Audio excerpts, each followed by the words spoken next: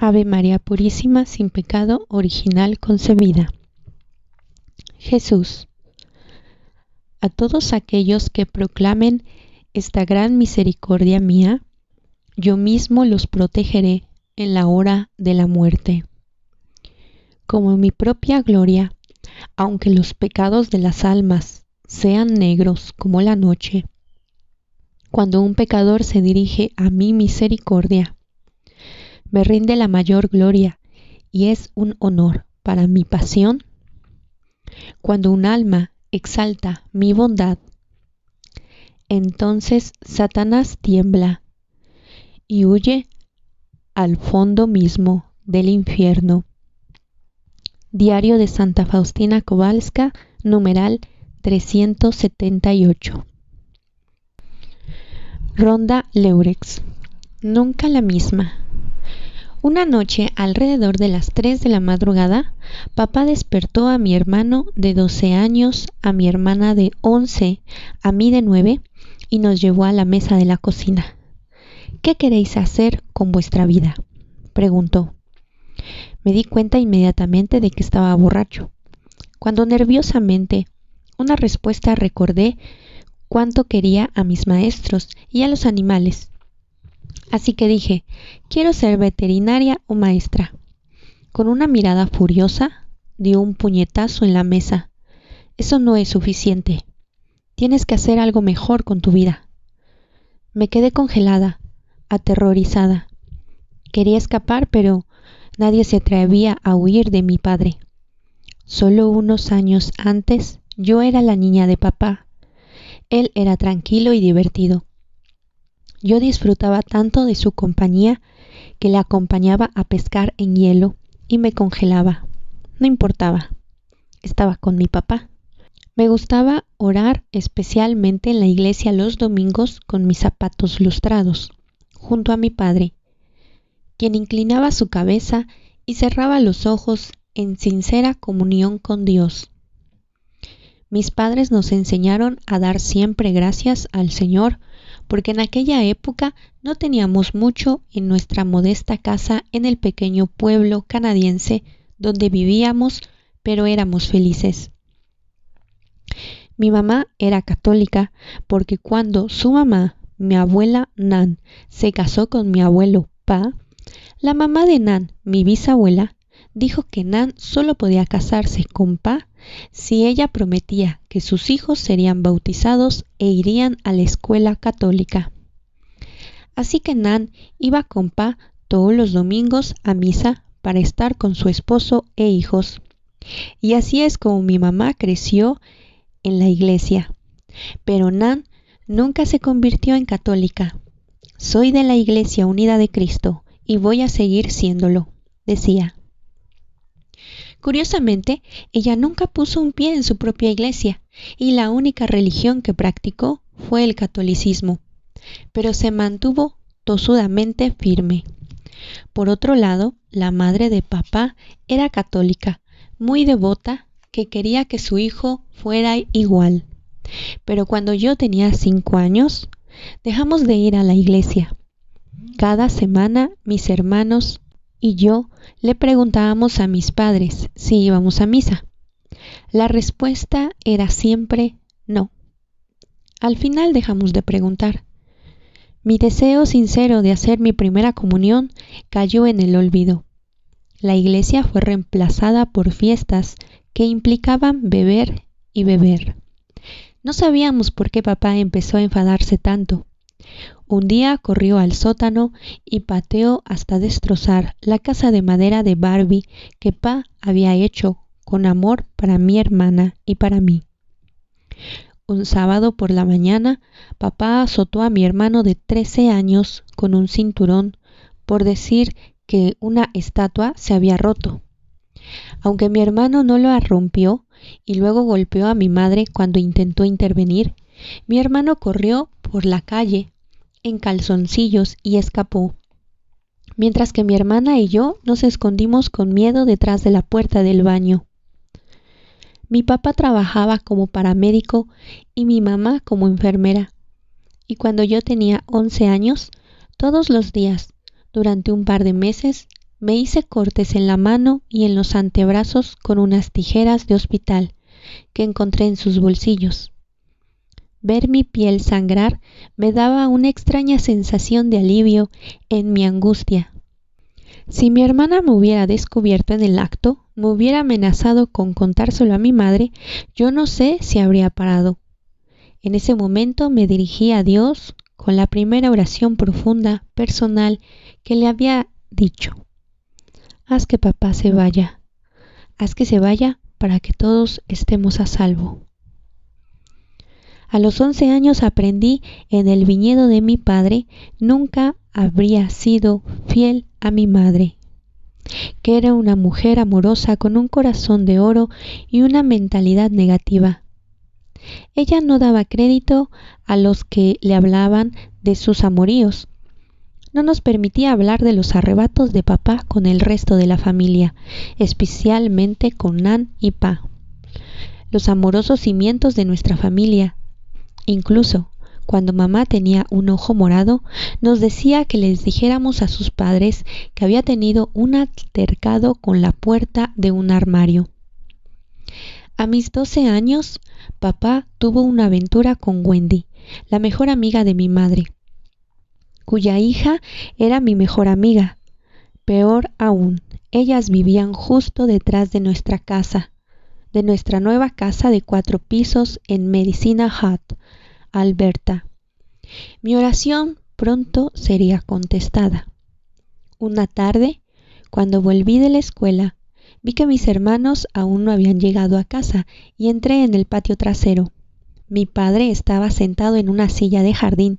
Cerca de él estaban sentados mi mamá y el resto de la familia, ambas parejas de abuelos. Al percibir una enorme e invisible nube de dolor flotando en la atmósfera, miré a mi alrededor y me di cuenta de que todos estaban llorando. Ver a mi padre disolverse en lágrimas por primera vez abrumó mis emociones. Toda mi ira y decepción desapareció. De repente volví a ser la niña de papá.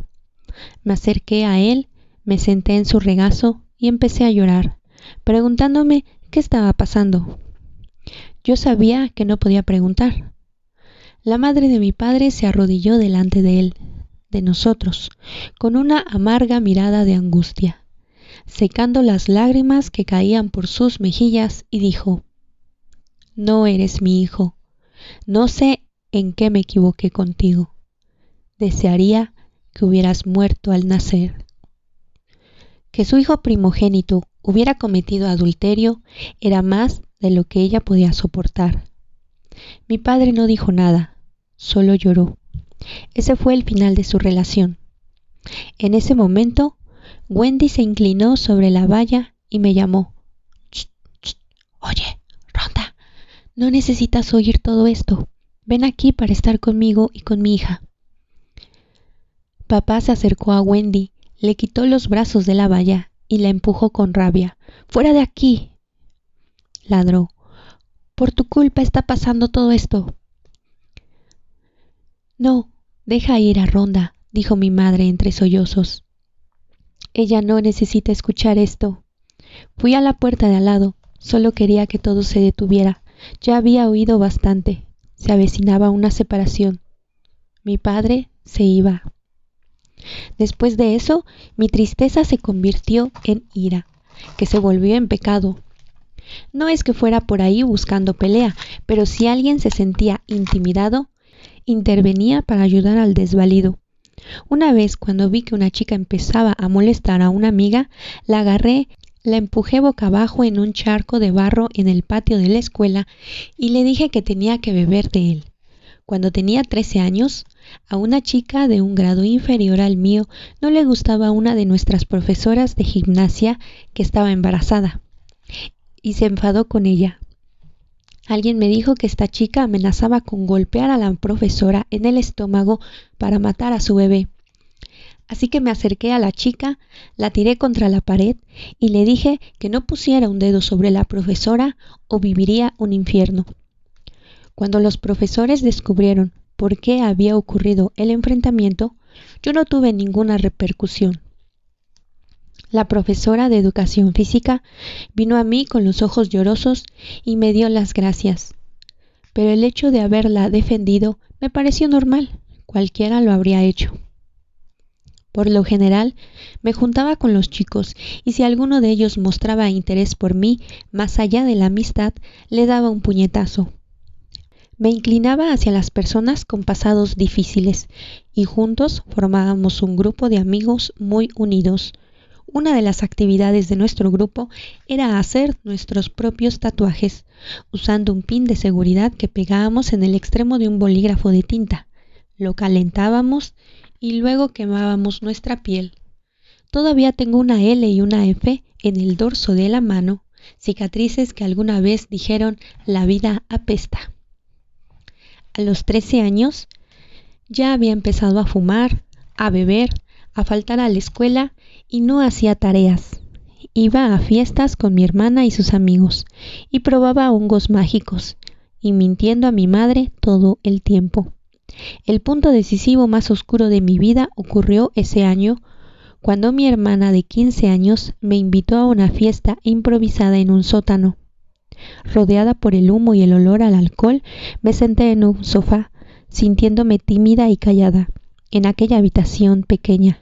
Un chico llamado Rob, 5 años mayor que yo, se sentó a mi lado y empezó a conversar. Pasó una hora fácilmente. Él se deslizó hacia mí, otra hora pasó. Entonces el tiempo pareció detenerse. Dejé que me besara. La primera vez que me habían besado. Lo dejé porque él sabía cómo hablarle a mi corazón. Era amable, para nada agresivo. Él me hizo sentir algo que yo nunca había sentido antes. Me hizo sentir bien conmigo misma.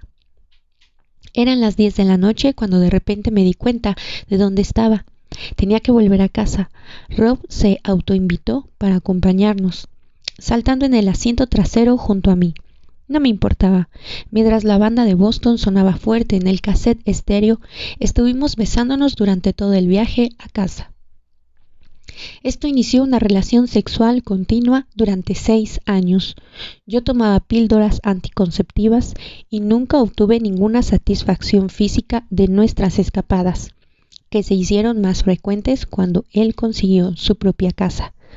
Yo deseaba afecto, mientras que Rob quería sexo. La fornicación alimentó los celos extremos de Rob, que yo interpretaba como amor. Me amaba tanto que no quería que hablara con otros chicos. Rob terminó engañándome repetidamente. Se parecía mucho a mi padre. Cuando finalmente rompí con Rob, me embarqué en una larga cadena de relaciones sexuales ocasionales. Después de mi graduación, a los 19 años, empecé a trabajar como azafata en un restaurante.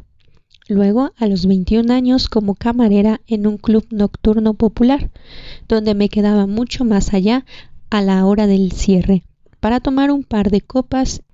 Algunas noches pillaba algún tipo en el bar y me iba a casa con Eric, James, Sheen. Los nombres comenzaron a desdibujarse. Cuando tenía 22, un joven llamado Travis, al que conocía desde hace unos años como amigo, me invitó a casa con él una noche y me mostró algo de respeto, permitiéndome tomar la decisión, algo que yo nunca había experimentado antes. Me sorprendió de inmediato, haciéndome que me detuviera y pensara por primera vez.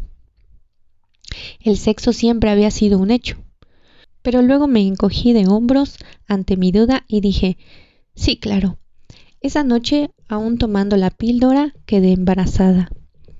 Travis trabajaba en una plataforma petrolífera y se fue a trabajar al norte durante un mes. Yo me quedaba en el apartamento de mi hermana donde ella vivía con su novio. Cuando me enteré de los resultados de mi prueba de embarazo, la idea de un aborto pasó por mi mente durante un breve y escalofriante momento, pero pronto la rechacé. Yo siempre había querido tener hijos e incluso con el miedo que me debilitaba, deseaba ordenar mi vida por el niño que llevaba. La noticia del embarazo junto con mi rechazo a la propuesta de matrimonio de Travis lo llevó al límite y a un camino de bebidas y drogas. Él llamaba y venía cuando estaba borracho, pero yo le dije que solo hablaría con él si estaba sobrio. Luego se fue. No supe para dónde fue y no volvimos a hablar durante otros 13 años. El día que yo supe que estaba embarazada, empecé a llorar. Con todo mi ser, llamé a Dios. No puedo hacer esto sola. Necesito tu ayuda. Poco después de eso, me di cuenta de que ya no tenía miedo. Aunque carecía de estabilidad económica y de un futuro claro, sentía una abrumadora e infundada seguridad de que todo iría bien. Durante años no había estado dispuesta a ir a la iglesia, ni estaba dispuesta a cambiar. Ahora de repente quería una relación íntima con Jesús. Esto solo puedo atribuirlo a su gracia, ya que no tenía sentido que me abalanzara tan rápidamente y salvajemente en sus brazos. Sentía que Él me hablaba en el corazón, me invitaba a acercarme y empecé a charlar con Él, incluso más que con mis amigos. Le pedía que mi hijo tuviera buena salud, añadiendo, y hazlo muy listo para las mates, porque es mi peor asignatura. Apenas un mes después de embarazo empecé a asistir a clases de catecismo para adultos. Un poderoso estímulo crecía dentro de mí para saber qué era realmente el catolicismo, qué significaban los sacramentos, qué enseñaba la Iglesia y por qué. El ansia y el anhelo de la Sagrada Comunión, que me fue robada de mi infancia, regresó. Sin dudarlo, confié a Dios mi futuro. A los 5 meses de embarazo, conocí a mi futuro marido, Rick, un soldado canadiense alto y guapo, de complexión fuerte y ojos azules preciosos, que me llamó la atención de inmediato. En 5 minutos, pude ver que era respetuoso, educado y divertido. Me invitó a salir con mi enorme barriga y todo. Rick y yo nos mudamos juntos un mes después de que naciera mi hijo, Devon. Y no intimamos hasta que Devon cumplió 3 meses.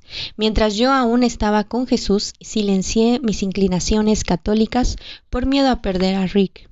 En 1995, Rick fue enviado al extranjero durante 6 meses a Bosnia, durante la guerra. Cuando volvió a casa, no quería hablar de ello, y cuando trataba de obtener información sobre su tiempo allí, hacía silencio. 5 años más tarde, cuando regresó de nuevo para su segundo viaje de 6 meses para ayudarlo al retiro de las tropas después de la guerra, volvió a casa con un cuadro clarísimo de PTSD, trastorno de estrés postraumático. Rick ya no era el hombre con el que yo me había casado.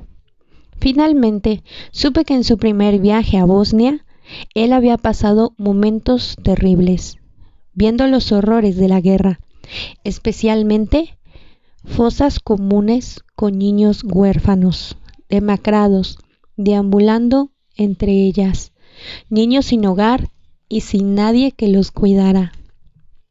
Le invadieron sentimientos de extrema impotencia y dolor que se apoderaron de su alma. Él era un hombre que podía arreglar las cosas, que podía proteger a la gente, que podía mejorarlo todo, pero allí tenía que dejar a los niños solos, con sus padres muertos, para que murieran de hambre. Rick cayó precipitadamente en la depresión y en un pensamiento de suicidio.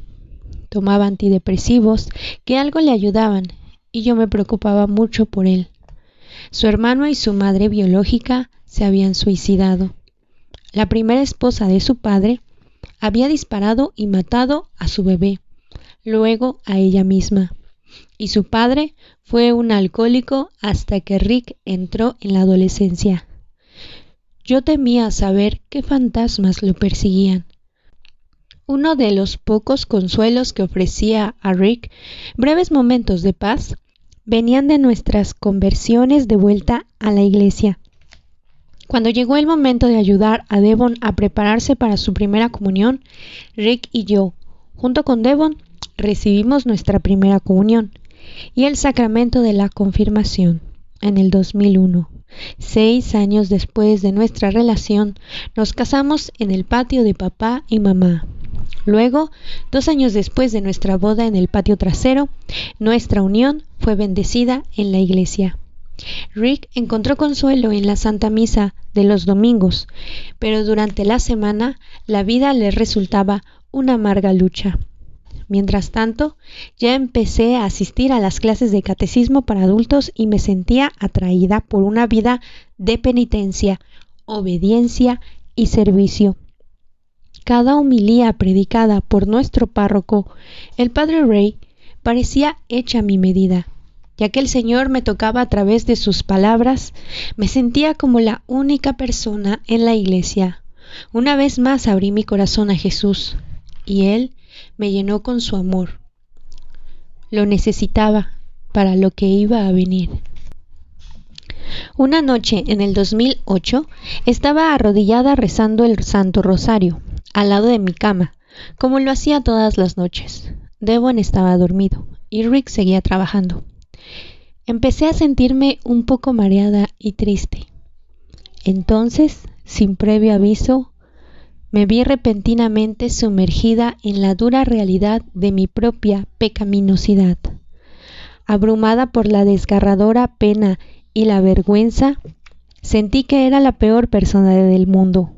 Pude sentir claramente y en lo más profundo de mi ser todas las formas en que yo había sido horrible, desde que era muy pequeña hasta el momento presente.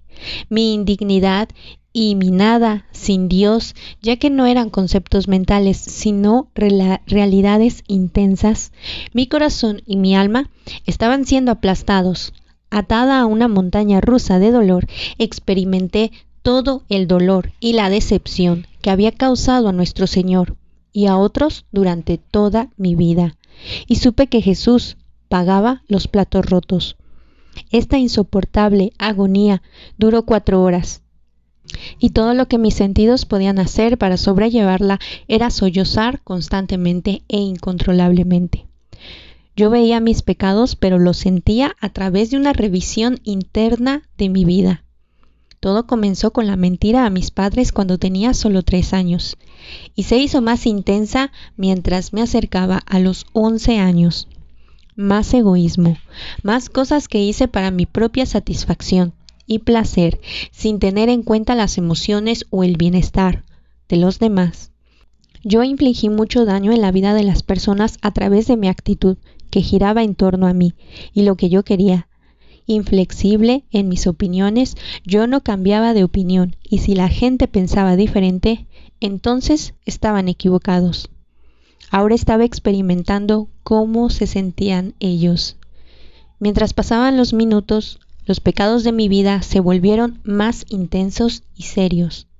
La bebida, el cigarrillo, el sexo con Rob, las mentiras, las manipulaciones, la creencia durante mis años de escuela de que debido a mi temible reputación yo era mi propio Dios. La gente entonces tenía que escucharme o vérselas conmigo. Al crear miedo en los corazones de los demás, disfrutaba de una sensación de control sobre ellos, asegurándome de que ellos se sintieran menos poderosos que yo. Me quemó el alma sentir las penurias que le causé a mi mamá al amontonar más dolor, pena, estrés y negligencia en su ya mayugado corazón. Las noches que yo no volvía a casa, las veces en que no estuve ahí para ella, mi engaño crónico, todo encajaba en un patrón general de egoísmo. Mi madre me había hecho saber sus normas. Ella quería que yo llegara a casa antes del toque de queda. Rob tenía que quedarse abajo si se quedaba a dormir. Nada de grandes fiestas en la casa y nada de sexo antes del matrimonio. Pero al final, ella me dejó tomar mis propias decisiones y yo traicioné su confianza. Luego de recorridas 3/4 partes del camino, de esta experiencia vino lo peor. La profundidad de mi autosatisfacción se intensificó. Había faltado repetidamente al respeto y abusando del cuerpo que Dios me había dado usándolo para mis propios placeres. en lugar de tratarlo como un templo de Dios.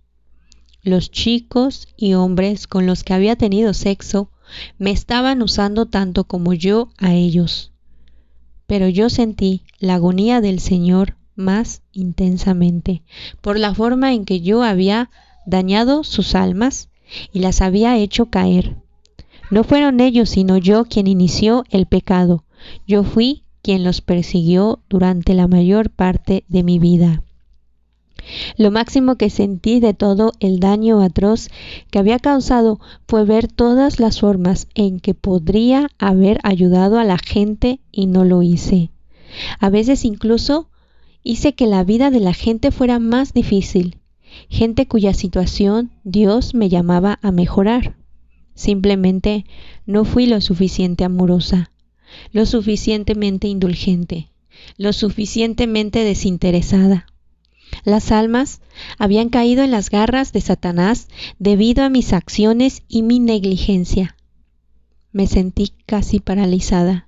Inclinada sobre mi cama, me cubrí la cara con mis manos. Me faltaba el aliento. Yo, literalmente, creía que me moría, y mis abrumadores sentimientos de vergüenza me hicieron desear morir. Nunca en mi vida había sentido un tormento tan severo en todo mi ser.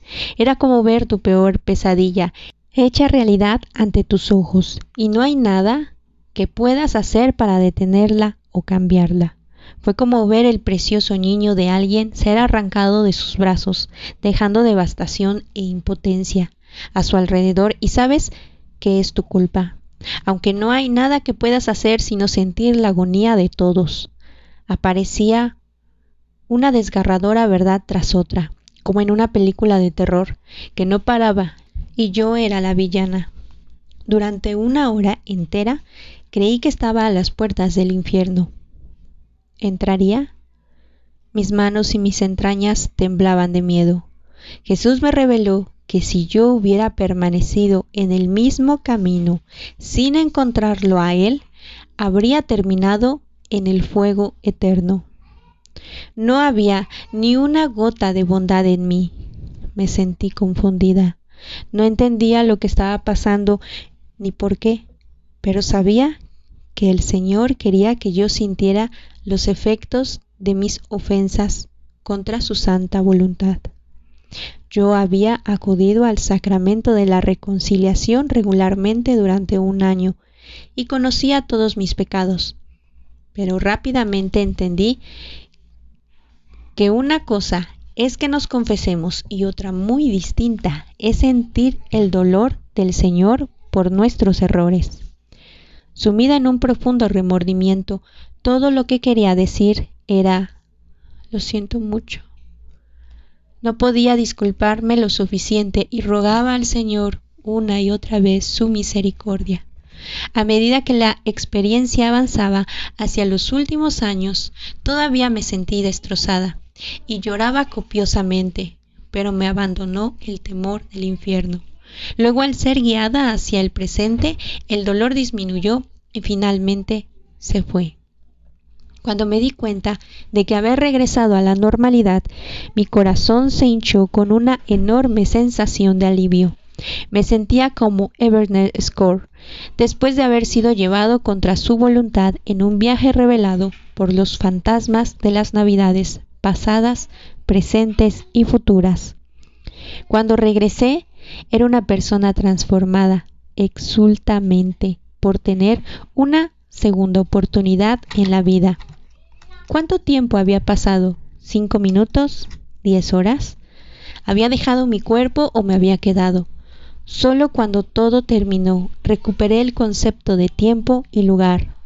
Después de 4 horas arrodilladas, mis rodillas no estaban ni doloridas ni rígidas, y durante el resto de la noche, el Señor inundó mi cuerpo con calor y paz sobrenaturales, encendiendo mi alma con el fuego del Espíritu Santo.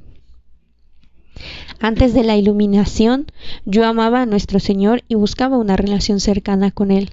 Después de ella, sentía que Él residía en mi casa y caminaba a mi lado. Yo le vivía y le respiraba de una manera que nunca pensé que fuera humanamente posible. Iba a necesitar al Señor conmigo. Así, ese mismo año, nuestra familia sufrió lo peor de la enfermedad mental de Rick. Sus síntomas de PTSD comenzaron a aparecer de forma incontrolable. Se ponía furioso y verbalmente abusivo con Devon, en particular. Si los zapatos de Devon no estaban colocados en el lugar...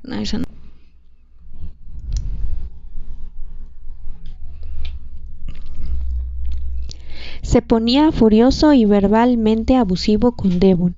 A pesar de todo esto y por la gracia de Dios, pude siempre amar a Rick y estar con él. Yo creía con todo mi ser en el sacramento del matrimonio.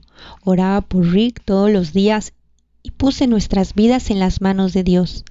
Me aferré a la esperanza de que cuando Rick se retirara del ejército recibiría la ayuda adecuada con buenos médicos y yo volvería a tener al hombre del que me enamoré. La razón principal de no contemplar la opción de dejar a mi marido era porque sentía que Jesús me decía que me quedara. Para que yo tuviera la fuerza de soportarlo, el Señor me dio una gracia insólita. Además de la intimidad divina que recibí después de la iluminación de la conciencia, el Señor nunca me permitió sentir el verdadero dolor en mi entorno.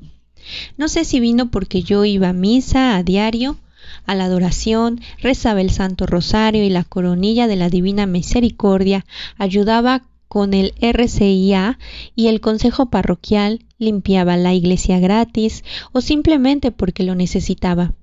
Pero desde el momento en que entré en la Iglesia Católica, Jesús me prodigó una abrumadora conciencia de su amor incondicional y su indescriptible paz.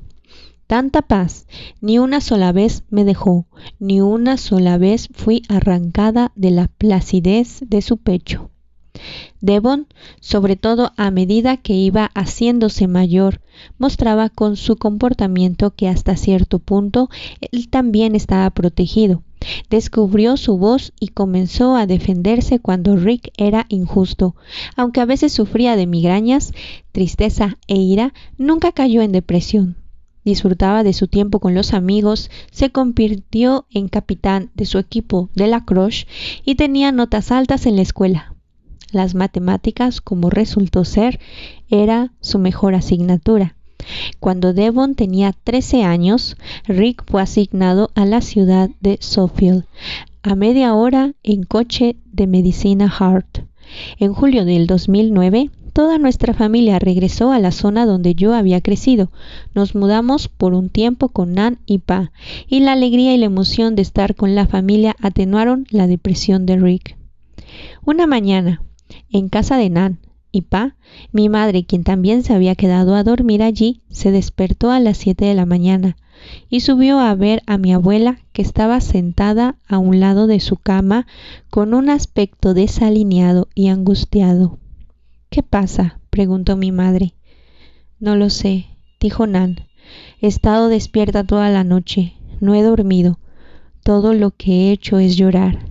He visto cosas de mi pasado, todo el dolor. No sé qué me pasa». «Oh, mamá, tienes que ir a despertar a Rhonda». Nan estaba tan aturdida que apenas podía moverse, así que mi madre bajó a despertarme. «Creo que Nan acaba de tener lo mismo que tú. Está arriba, llorando y ha estado despierta toda la noche. Vio cosas de cuando era niña». Jesús, manso y humilde de corazón, haz mi corazón semejante al tuyo.